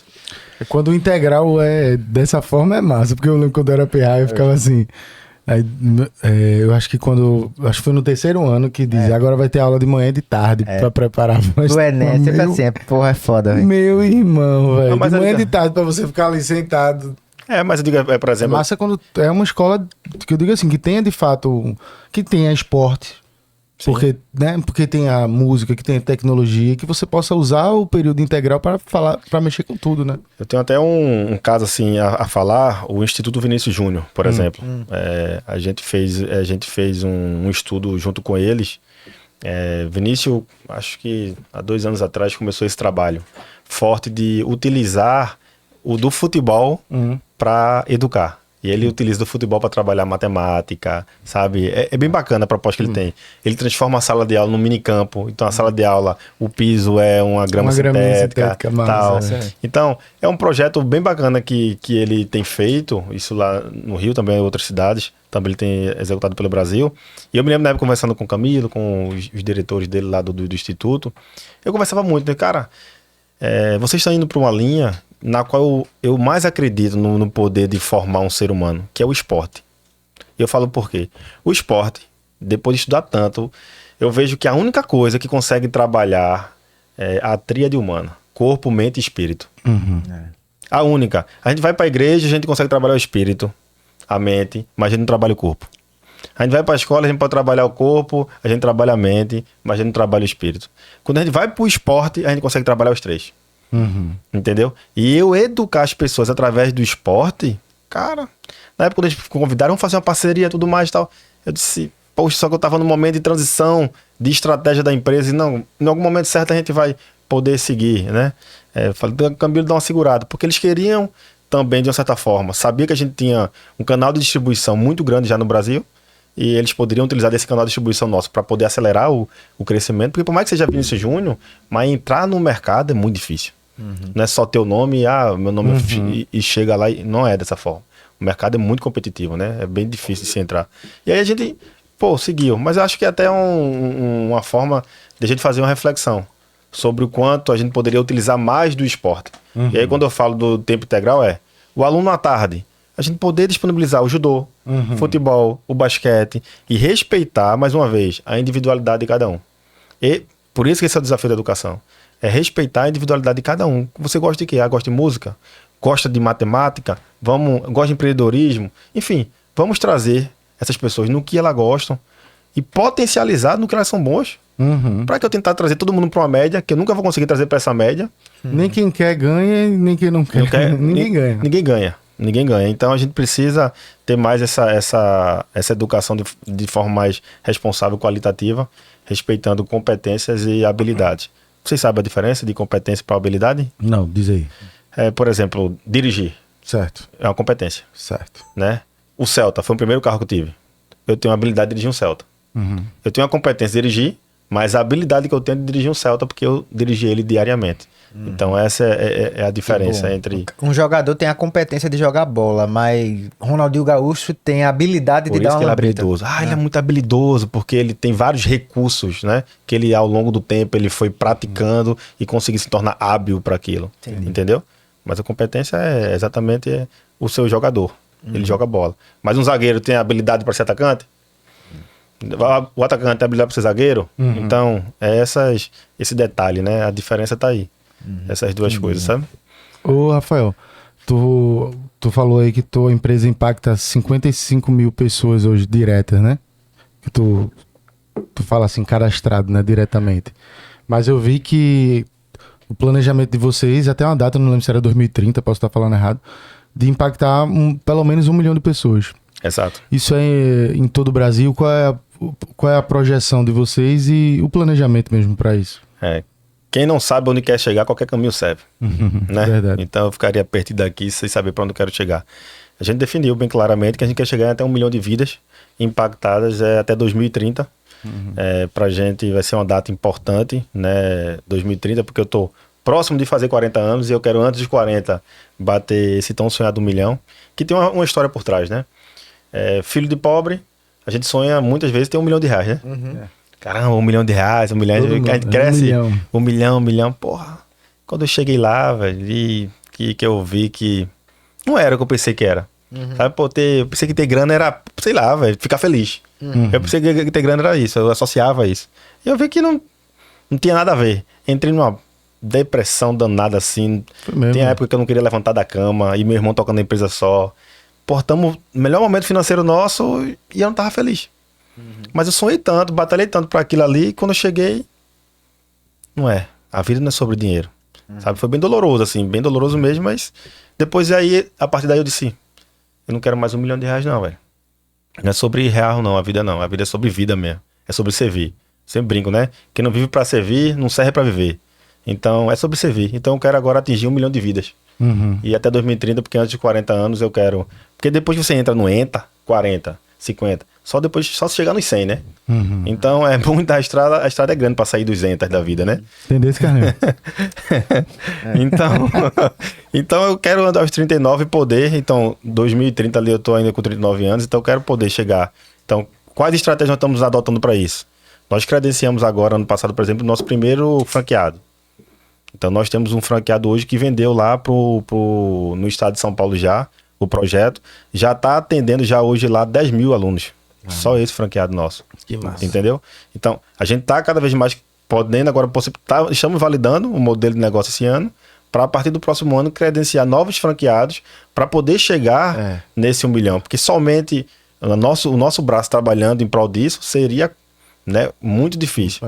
Mas aí, tendo esses parceiros, a gente vai chegar lá. Esse franqueado foi onde agora? Foi de São Paulo. São Paulo. São Paulo. E que lugares, assim, hoje vocês estão mais ativos do Brasil? São Paulo, Rio de Janeiro, Minas Gerais. Aqui também em Pernambuco? Pernambuco, muito pouco. Pernambuco fez um trabalho, mas Santo de Casa não faz milagre. Aí... Tá faltando, então, não só a questão pública, como a privada, abrir os olhos para isso. Privada a gente teve aqui. A gente pode dar uma pressionada aos políticos aqui, né? Já que a gente pretende. Porque esse ano é eleitoral. Eleição, aí bota as prefeituras tudinho aqui e bota numa coxa. Ó, a gente tem o cara que faz, porque a gente sempre puxa. Ano eleitoral, a gente, assim, os políticos vão com procurar veículos de comunicação. Aí qualquer coisa, aí o cara vai, anote aí, vou anotar. Aí depois a gente cobra, bota lá na internet. Olha, não tô falando nada. Eles vão procurar podcasts, vão procurar veículos de formas de mostrarem ali a cara deles, né, para que votem neles. Então, nesse tete a tete aí, toma lá da cá, a gente, ó, tem uma parada aqui boa, vai essa aqui. Ano passado a gente venceu uma licitação em Minas Gerais para 72 municípios, né? Foram 72 municípios e tipo, eu olho assim, pô, caramba, Pernambuco, eu não... Só fiz trabalho aqui em Pernambuco, Igaraçu e Itapissuma. Igaraçu, eu sou de lá, né? Itapissuma, a cidade vizinha ali próxima, então fiz esse trabalho em 2015 a 2016, mais ou menos. Mas depois segui, e assim, como a vida me puxou, fui seguir e hoje, graças a Deus, estou bem. Então, meu irmão hoje também continua residindo aqui, administrando a empresa. Meu irmão fica da porta para dentro e eu fico da porta para fora, sabe? Fazendo essa administração. E hoje a gente tem ainda escolas privadas aqui, sendo atendidas, né, em Recife. E estamos agora lançando para o ano que vem uma nova estratégia para o setor privado, que a gente está franqueando outras pessoas para poder utilizar o trabalho no setor público, a gente vai também agora criar uma nova estratégia para o setor privado que em breve a gente está divulgando. Massa, Rafa. Uma outra coisa, a gente sabe que a gente é bem atrasado em relação a isso aqui no Brasil, mas tem algum país ou algum lugar de referência que tu tem nos teus estudos para dizer, pô, velho, isso aí é um case massa, isso aqui é um país que a educação é tecnológica, olhando para frente e dá certo? Sim, Estônia. Como funciona lá na Estônia? A gente tem uma referência de metodologia ativa muito forte na Estônia, os alunos aprendem mesmo de forma muito prática. A própria Finlândia, né? Um dos principais países. Luxemburgo hoje é quem mais investe em educação no mundo. E Luxemburgo, salvo me engano, são $26 mil por ano por estudante, pra você ter noção. Brasil 3, Luxemburgo 26, sabe? Então, mas claro, você tem que também observar o tamanho da população, né? É importante também levar em referência a isso. Mas são investimentos muito superiores. E o que me chama a atenção em todas elas é o ensino lúdico. Todas elas, o ponto em comum ali que você vai encontrar é a ludicidade. Então, é o professor que vai utilizar da música, é o professor que vai utilizar do animal, entendeu? Da tecnologia é uma das ferramentas. A tecnologia não é o único meio. É um dos meios, entendeu? Então, é isso. Entendi. Acho que esses países estão liderando o PISA, né? Hoje. Tu viste aquele vídeo de algum líder eu acho que foi em Singapura, que ele dizendo que o país vai ter que dar tecnologia, curso para uma galera se eu não me engano é de 30 para cima, era 40 para cima por conta da IA. Ele faz Não vi. É tipo um líder político. Se eu não me engano é de Singapura, vocês já viram isso? Não vi, não. Ele fala de uma maneira bem impactante, assim. Eu vi essa notícia aí. Você vê que ele diz assim, que a partir de hoje, porque parece que tem sido aprovada a lei, Singapura vai dar um passo na tecnologia por conta da IA, da inteligência artificial, e diz que o país não adianta estar fechado a isso. E defasar algumas profissões, né? Com relação a profissões e tudo, aí eles estão colocando pessoa 40 a mais, eu acho. Quem tiver mais de 40, o Estado vai subsidiar curso para inteligência artificial, para que essa galera não fique Mas acho que não era nem exatamente isso. Eles iam pagar um curso também para ensinar eles a terem outras funções e outros trabalhos para suprir o que eles sabiam em outro ramo, assim, porque o que eles sabiam ali até então ia com o passar do tempo... Ia fuder o país. ia ser uma Já tem países que estão se preparando, né? Ia ser uma função que ia deixar de existir, assim, por demanda de pessoas. Aham. Ia diminuir. Se você for ver, a gente fala muito do Made in China, né? Made in China a gente sempre associou ao que não prestava, né? né? Principalmente das antigas. Quanto Dessa, mais né? pra trás, China e Paraguai não prestava Não nada. prestava pra nada. Mas se a gente for ver, não vou falar números exatos, porque eu não tenho agora de cabeça esse número, mas um exemplo, se o Brasil tem a cada 100 mil habitantes um PhD, a China tem a cada 10 mil um, sabe? Eu sei que é um número bem desproporcional, e dentro da Baidu, por exemplo, né, dessas empresas que estão vindo agora de automobilística para cá, lá eles têm muitos PhDs dentro da fábrica. Então tem muito, porque lá é exploração. Pô, isso aí é balela, velho. Isso aí é porque o pessoal fala, porque não conhece a economia da China mesmo, na ponta. De fato, existe mão de obra escrava, existe. Mas dentro dessas grandes corporações, não. Existe em outros setores, mas nessas grandes corporações não. O que existe lá são muitas pessoas instruídas, com alto nível de conhecimentos, de habilidades, porque eles conseguem fazer em menor custo mais coisas em escalas. Sim. E aí eles estão chegando agora, cara, um carro que antigamente agora estava por 500 mil, tá chegando um carro aqui por 250 mil. Eu tava falando desse Por carro 250 hoje, mil. pô. Eu tava vindo pra cá de Uber mais cedo e vi esse carro, né, que é o BYD, né? Essa marca que você falou. E tava tendo a Eurocopa e tinha lá naquelas placas de publicidade a marca desse carro. E eu tentando, quando eu olhei o carro, eu fiquei assim mesmo, que carro é esse, velho? Que marca é essa? É o carro futurista, assim, sabe? E eu assim, porque realmente você chama a atenção, né? Ou seja, o negócio já chegou sem a gente se dar conta, né? Enquanto os americanos, por exemplo, Elon Musk mesmo trazendo a dele pra cá, os preços de carros absurdos. Né? Os Tesla, se você for ver aí, é absurdo. Enquanto a China tá chegando. Mas por que isso? Porque eles tiveram inteligência. Souberam criar uma malha de transporte efetiva, trabalhando em cima da eficiência. E é isso que no curso de economia o professor fala direto também, que é justamente isso, o que você procura na tecnologia é reduzir custos, né? Tipo, seja custos esses quantitativos ou não, seja de valor, mas como custo de tempo, custo de... que é o custo de oportunidade, né? Enquanto você tá aí gastando tempo nisso, você poderia estar fazendo várias outras coisas que poderiam estar rendendo mais, né? Perfeito. Tá em qual período já? Eu acho que se eu passar em tudo, no período que vem eu vou estar terminando. É uma coisa boa. E vai seguir, como é que tá o... Não, eu quero só ter o diploma mesmo, por enquanto. Vai tomar conta da Recife Ordinário. financeiro. Cria um banco aqui, ó, quem sabe? Vai que, né? Vai que, né? A moeda aí, aproveita, lança uma moeda, uma bet da vida. Você tinha falado dessa questão do PhD, né? Uma beta A gente massa. tava aqui conversando em outro momento sobre essa questão que você falou na China, né? Que, sei lá, a proporção é diferente. Só que lá eu acho que as pessoas devem fazer isso, atuam no meio privado, em outros meios. E geralmente aqui, como é que funciona isso, velho? Quase todo mundo vai ter uma história dessa pra contar. Ou porque passou por ela, ou porque conhece alguém que quando vai estudar assim no ramo pra fazer mestrado, doutorado, é quase sempre aquela pessoa que fica no meio acadêmico. E quando faz isso aí, faz a pulso, porque é pra ter uma melhora salarial, né? Eu nunca vi ninguém fazer mestrado, doutorado feliz, velho. Nunca vi aqui. Tem várias. Bela, minha esposa, é uma delas. Eu conheço Thaís também, que é outra. Isso? Tu acha? Tem várias. É pra Tu melhorar conhece o quantos dinheirinho, acadêmicos? Não, eu tô falando que faz pra melhorar o din-din. Sim, mas tu conhece quantos pra tu ter esses dados? Não, mas eu tô levantando dessa... Não, porque... Vai. Não, mas eu tô indo por instinto aqui, eu não tô... Vai. Aí não dá. Isso mesmo. Pra Mas eu conversar por instinto, não. Mas eu tô falando isso porque... Tira a roupa aí. Por Não, instinto. porque eu acho interessante essa iniciativa de quando você faz algo ali, buscando ali atuar em outros meios que não necessariamente seja refém ali do concurso, vamos assim colocar assim, né? Como você falou, assim, né? Você quer ampliar isso, você quer que as pessoas estudem aí, né? Para que não fique refém necessariamente desses únicos caminhos que as pessoas acham que só vão se garantir ou ter uma segurança se for nesse meio, né? Da onde surgiu o Recife Ordinário?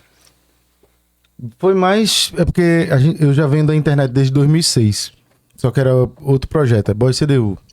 Aí passou o tempo, aquilo saturou, aí a gente criou o Putz Véi, onde já tá meu irmão inserido e outras pessoas.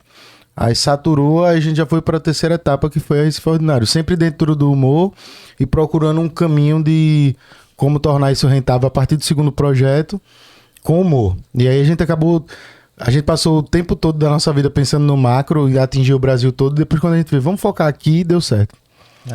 Porque, putz, é aquele vídeo, né? Tentar fazer vídeo que tava estourando na época no YouTube, paródia, enfim, pegadinha pra tentar fazer as coisas Mas nacionais. o intuito era qual? Era viralizar? Viralizar e... Do primeiro projeto, sim. Que a gente só queria brincar com o humor, não sabia, viu, deu certo. Já quando a gente foi o canal Putz Véi, a gente já pensava, não, vamos fazer uma pegada na linha Porta dos Fundos, aquela pegada ali, fazer um esquete, ganhar dinheiro com isso, vender publicidade. Já teve todo um planejamento maior. Mas a ideia, pra mim, que produzia os vídeos lá, era já me inserir num mercado que naquela época, 2012, ninguém entendia que aquilo dava pra ganhar dinheiro com aquilo. E eu já sabia que dava, porque eu tinha vindo de 2006 com esse projeto que já tinha dado certo aqui. Pelo menos o pessoal viralizou em jornal, a gente deu entrevista, todo mundo conhecia na rua naquele período. Só que em 2012 eu já tinha me formado em publicidade e a gente entendia, pô, agora eu sei que eu posso vender, e não só para televisão e rádio. Isso aqui também é o futuro. Aí a gente já meio que tinha essa visão de que um dia ia dar certo. Foi construindo aos poucos, né? A Recife Ordinário foi mais a última etapa disso. O descontentamento assim com o YouTube, né? Mas não quer dizer que não deu certo, porque isso é meio relativo, né? Não, porque não você conseguiu ali eu vou um dizer, deu alcance- certo financeiramente falando. Quantas pessoas sonharam no começo isso?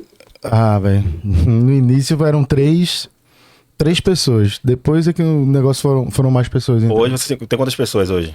Total 16 pessoas juntos. 16 pessoas? Se botar com os colaboradores, dá 20. Pronto, 20 pessoas. O quanto a escola ajudou a vocês construírem isso? Porra, eu não vou ser tão radical e dizer que nada, mas muito pouco, porque de fato esse caminho não foi falado no colégio, ninguém pensou nisso. Pelo contrário, não sabia nem o que ia fazer. Eu fazia aquele teste vocacional e meu pai e minha mãe choravam, dizia que não dava nada, dava artes. Isso quer dizer artes. Aí ele fazia, o que é isso? A maioria dos professores também, principalmente quando eu era pirra, a galera... Minha mãe foi chamada no colégio, porque seu filho participa de um vídeo no YouTube. Ela, eu sei. Geralmente era mais porque pra ele entrou atrapalhar novo. do que tudo, velho. A reflexão, eu fiz essas perguntas porque a reflexão que eu quero fazer em cima disso é o quanto a escola não tem perdido realmente de focar nas potencialidades de cada aluno. Pô, total. Entendeu? Então é esse movimento que a gente tem feito. Vocês têm hoje aqui 20 pessoas, né?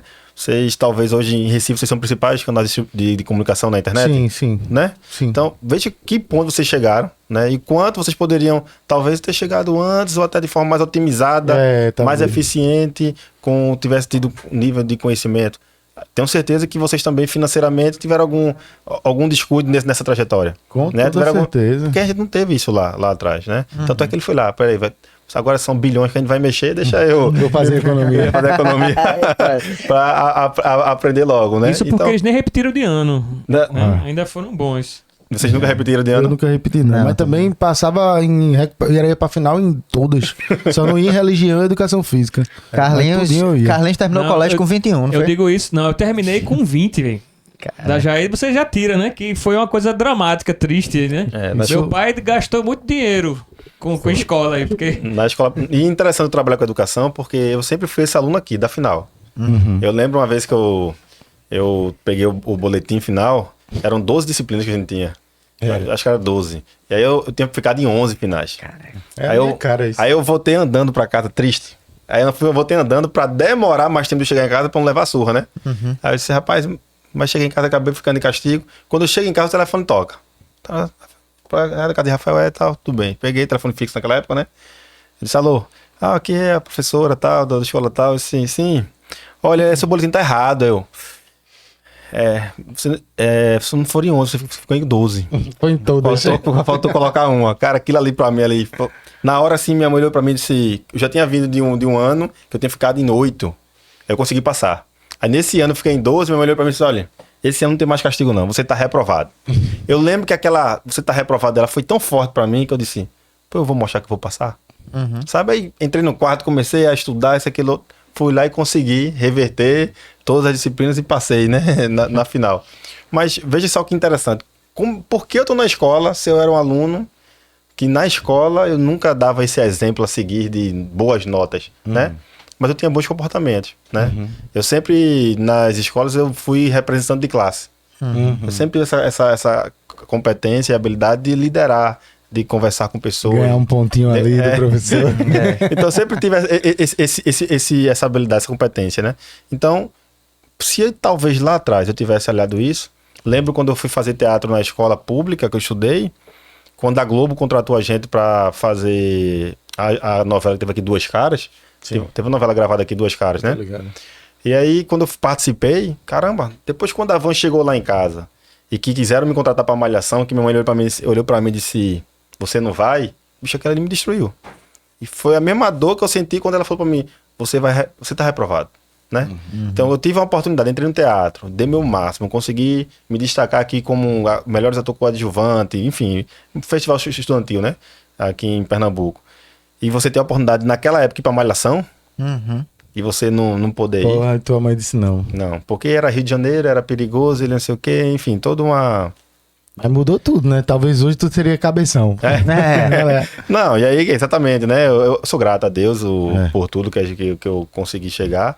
Enfim, né? Então, todas essas frustrações que eu tive ao longo da vida também me fizeram ser o Rafael que eu sou hoje. Claro. Né? Então, eu agradeço, que bom que ela não permitiu. E fica até mais explicado até o motivo de tu ter essa vontade toda de mudar a educação. Porque tu passou pelo... Tu tava do outro lado ali, Sim, né? eu tava sentindo essa guerra. Porra, por que aquele cara ali que tira 10, ele é mais importante do que eu tô aqui esforçando pra me passar? Não tem essa diferença, né? Ao contrário, ele é bom no que ele é bom, eu sou bom no que eu sou. Total. E nós dois juntos conseguimos construir uma sociedade mais forte, mais equilibrada enfim, é isso. O segredo da sociedade é isso, é saber respeitar a individualidade de cada um. E a gente poder modular isso. Mas... Eu fico esperando o dia que o sistema de ensino vai mudar nesse quesito, porque tem alguns países, né, por aí que não tem essa coisa de reprovar. Você fica com seu histórico ali do boletim, mas ele não te reprova. Você passa, conclui, né? E se depois você acordar pra vida, não é pra querer correr atrás, você vai correr atrás em outra etapa. Mas eu tô dizendo isso por quê? Porque às vezes isso atrasa a tua vida, como eu falei aqui. Até uma crítica política também agora, é importante falar que a gente já chegou a esse momento. Eu reprovei uns 4 anos ou 5 anos na escola. Eu perdi a conta. Eu era pra ter terminado com uns 16 anos ou 17. Porque se eu tivesse terminado... Que atrasa, né? Não, é porque se eu tivesse terminado pelo menos com essa idade, mesmo que eu fosse um péssimo aluno, eu sei que eu também ia começar a trabalhar mais cedo também. Você vai correr atrás, você vai tentar descobrir outras coisas mais cedo. Né? Então você perde o tempo. Meu pai perdeu dinheiro pra caramba nessa brincadeira, porque ele pagava escola particular. E eu agora, velho, eu não tenho aquele sentimento de tipo assim, eu deveria ter estudado. Velho, eu tenho um ranço, velho. Dessa época. Não, esse arrependimento de ter sido melhor comigo, ele não existe. Né? O ranço é mais do método de ensino, que não percebe as deficiências que os alunos têm, de perceber que você era um cara ali que tinha dificuldade e de repente ter um direcionamento diferente, porque era como você falou, era todo mundo olhando pra frente e não existia nenhum espírito coletivo ali. Não tinha essa coisa de tipo assim, pô, esse cara é pior nisso. E outra, são 12 matérias ou mais do que isso. Às vezes você é bom em 10, tu se ferra em 2, e por causa dessas 2, que era o que acontecia geralmente comigo, você reprova 1 ou 2, tu perde tudo. Ou seja, tudo aquilo que tu é bom em outras coisas não serve de... muito punitivo. Não serve de nada, é punitivo demais, isso que ele acabou de falar, entende? Inclusive, eu tenho certeza que algum de vocês dois aqui na escola era tímido. Sim. Eu era mais avacalhador. Um de vocês dois aqui, vocês são irmão mesmo? Irmão. Então, um de vocês era tímido. Talvez o Rafa era mais tímido que você. No início talvez, né? Sei, talvez seja. É porque eu também gostava de arriar também, não sei, é diferente, né? Mas... Na época do colégio. Pronto, e vê onde vocês estão hoje, a posição. Sim. Então, sim. olhar pra aquele Rafael lá de trás. Você se imaginava que Rafael hoje... coordenando, liderando uma empresa. Você, Gabriel, se imaginava coordenando? Não, também não, de jeito nenhum. Né? Então, é uma outra... Sabe o que eu pensava naquela época, pra ser muito sério? Eu pensava que eu tava fudido na vida, porque eu não conseguia me encaixar em nada. Eu fazia assim, meu irmão, eu tô lascado, velho, juro por Deus. Eu não tinha um planejamento de futuro, não. Uma vez eu tava conversando com minha esposa, ela falando de uns amigos, ela dizendo, quando eu era pequena eu queria ser médica. Aí a outra amiga, eu queria ser não sei o quê. E mudaram, né? Aí outro foi pro... E tu? Eu não queria ser nada, porque na minha cabeça, eu juro por Deus, eu achava que não ia dar certo em nada. Porque eu sempre fui de reprovar em tudo. Reprovar assim, eu não reprovei de ano, mas eu ia pra final em tudo. Nada daquela porra me interessava, era só história, que era a única coisa ali que ainda me atraía. E eu sempre tive essa sensação, velho, eu gosto de música. Meu pai dizia, não vai fazer música não vai dar certo. Então já tirei desde novo na minha cabeça que eu não ia trabalhar com música. Então eu pensava assim, eu tô lascado. Eu não tinha uma esperança, nem um planejamento. Quando eu crescer eu vou ser. Eu não tinha, velho. Porque eu já achava que eu tava fudido desde o início. Juro por Deus. Então eu nunca ia me imaginar onde eu tô hoje, tá ligado? Juro por Deus. E chegou aqui. Mas voltando para o que nosso amigo falou ali, que é em relação a passar... Nessa etapa aí que ele tava falando, eu pensava assim, eu vou ficar no quartel, vou servir o exército, vou ficar lá. Eu pensava, Nem isso eu queria. A desesperança era tanta que Nem chegou isso- nesse nível, nem mas isso não ele queria. fiquei. E nem isso ele Mas queria. continue. Mas vai disso. Mas essa época já chegou, porque se você for observar, vocês conhecem o IDEB, Não. que é um índice que norteia hoje a educação do país. IDEB, tá. IDEB, né? Então é índice de educação básica do Certo. nosso país, né? Desenvolvimento da educação básica. Então ele é quem, de fato, o município, a nota vai até 10, né? Esse município tem 10, geralmente tem 3,4, 4,6. Como é que se calcula essa nota? Português e matemática, a média, você soma lá. Você tirou 8, sua média final em matemática é 8, de português é 10, a soma 18, divide por 2, Uhum, a gente já chega faz a a 9, média. faz a média. Multiplica pelo nível de aprovação que a gente teve na escola, na turma ali. E aí o que muitos têm feito hoje, Passando todo politicamente? Passando todo mundo. Porque se eu passo todo mundo, meu IDEB vai lá para cima, eu manipulo os dados, e aí eu consigo ter apoio, mais apoio do recurso federal, porque o dinheiro da educação é transferido através do IDEB. Então, quanto mais matrícula, quanto melhor meu índice de IDEB, quanto mais a meta eu vou batendo, mais eu tenho recurso federal sendo destinado. Como é tão fácil manipular, não reprovando as pessoas por causa da nota, por causa daquilo outro. Então, isso tem práticas acontecendo porrada. E outra coisa, assim, que me incomoda bastante, eu que ando muito, converso com muitos secretários, secretária. Sinceramente, eu não lembro de ter conversado com algum secretário para defender assiduamente um IDEB. Mas todos eles aceitam. Aceitam. Sabe que não é a melhor forma de avaliar a educação, mas aceita. É uma outra crítica que eu fico me incomodando, assim, sabe? Por ter que participar desse sistema. Entendi. Isso me incomoda, porque olhar para português e matemática e a assiduidade do aluno é o suficiente para saber se minha educação está indo bem ou não.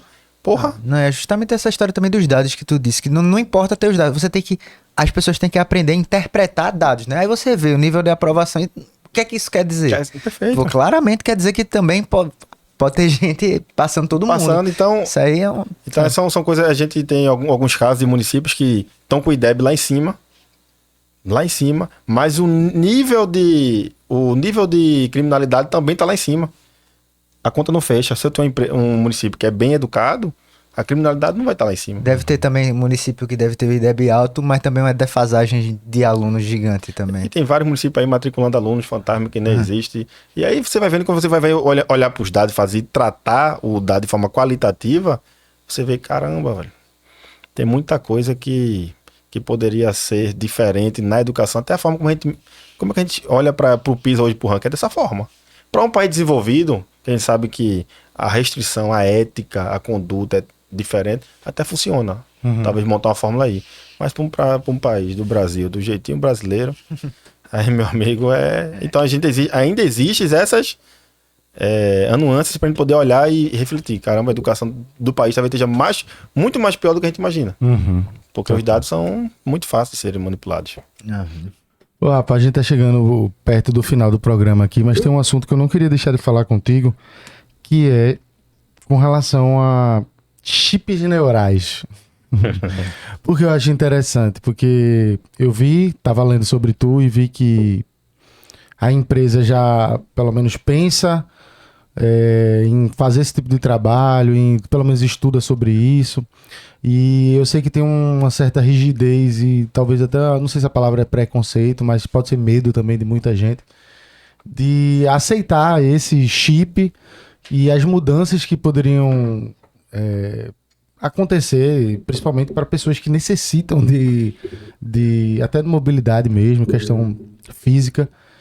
E eu sei que tem todo aquele preconceito por trás por conta de você falar, você tá trazendo uma parada de tecnologia, você já associa, vamos botar alguma coisa na minha cabeça. E também tem a questão religiosa também, que a galera traz de chip da besta e não sei o quê.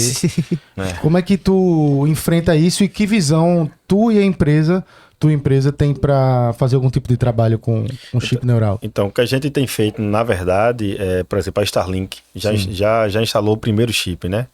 A gente sabe que ainda nesse primeiro momento, muitos dados eles não chegam de forma democrática, transparente para a gente, né? Então, os poucos informações que até agora a Neuralink disponibilizou, no primeiro é que não tinha acontecido nada, agora já tem uma segunda informação que parece que houve algo com o usuário que fez a implantação. O que a gente faz enquanto empresa é já pegar essa informação que acabou de acontecer e já levar para dentro do nosso laboratório para trabalhar com os alunos da forma adequada esse conhecimento. Então, apresentar para ele, para não se criar essas informações da conspiração, teoria da conspiração, de que é o chip da besta e tudo mais, porque, mais uma vez, eu reforço, a tecnologia só vem para nos ajudar. Essa é a etimologia da palavra, ela só vem para nos ajudar. Se não ajuda, não é tecnologia, é outra coisa. Entendeu? Então, a responsabilidade de nós, enquanto empresa, não é criar chips, mas sim de levar para a sociedade um nível de consciência adequado para que eles entendam o que está acontecendo no mundo hoje.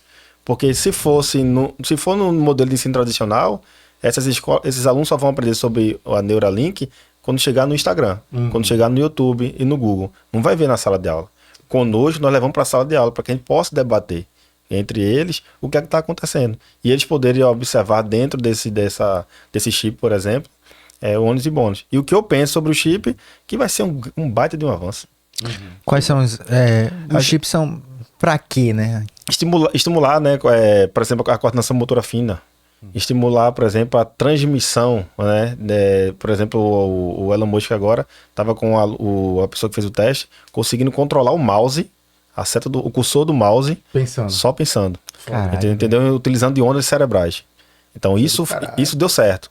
Essa parte, pelo menos, eles relataram que deu certo, né? E aí, agora, o que não deu certo ainda não está claro. Né? Essa parte que deu certo, inclusive, tem na internet já, pra quem quiser ver, buscar, mostra lá o cara na cadeira de roda, meio que tetraplégico, utilizando o computador com a mente, assim. E ele nem necessariamente controla com os olhos, porque surreal, fizeram uma pergunta pra ele, e no vídeo você vê filme, que ele tá controlando um cursor de um mouse. Aham. E antes de ter essa tecnologia, você meio que conseguia fazer isso com os olhos. Com os olhos. Sim. Mas é outra tecnologia. Porque aí ele vai identificar movimento. Aí né? perguntaram pra ele, você ocular. faz isso como? Você olha e controla com o cursor com o seu olhar? Ele falou, não, eu só penso que eu quero que o mouse vá Isso pra lá é e ele vai. Era sensacional, diferente.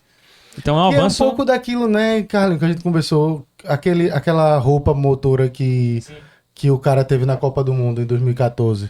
Aqui, ele pensava e os movimentos eram do pensamento dele, não era a roupa que movimentava ele. Eu não sei a religião de quem tiver assistindo, enfim, mas no mundo ele emite frequências, né? De fato, a gente está aqui conversando, a frequência da câmera é uma, do microfone é outra, né? Do nosso corpo é outra. O cérebro também funciona da mesma forma.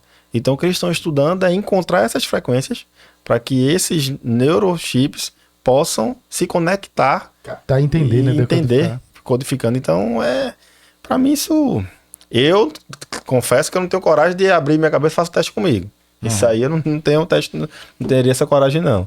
Mas que eu acredito que seja um grande avanço, sim. Rafa, a gente chegou aqui ao fim, mas tem uma pergunta aqui de um espectador que eu não vou deixar de fazer. Que ele tá perguntando aqui, quando é que ele vai deixar ter esse sotaque de baiano safado que ele tá falando? Tá com sotaquezinho já de baiano, já peguei umas 2 falinhas aí, viu? Não me venha pra cá, vem com lá ele não. Queria demais agradecer a tua vida. Valeu, foi Gabi. massa, velho. Valeu, Rafa. Foi ótimo, velho. Eu que agradeço aí a vocês o espaço e estou sempre à disposição para poder levar também a nossa cultura e levar cada vez mais o trabalho de vocês. Parabéns por não ter desistido. Tenho certeza que muitas pessoas não acreditaram. E tem outras que ainda não acreditam, tá? Mas olhem sempre para o que é bom. A gente, do bem, eu falo próximo, ou se cala, né? Então sigam sendo essa referência que vocês estão sendo. Tenho certeza que logo, logo vocês vão estar ainda maior do que muito plim-plim por aí. Ah, Tá Deus bom? quiser. Valeu, velho. Valeu. Verdade. Desejo todo sucesso aí pra você. E volta aqui depois, velho. O tempo vai passando, vai tendo mais história pra contar, vai acontecendo coisa e a gente vai conversando mais, velho. Valeu. Galera, você que acompanhou até aqui, não deixe de se inscrever no canal, deixar seu comentário aí, deixa teu like e se liga que semana que vem a gente tá de volta, viu? Toda semana a gente tá por aqui, não perde a gente não.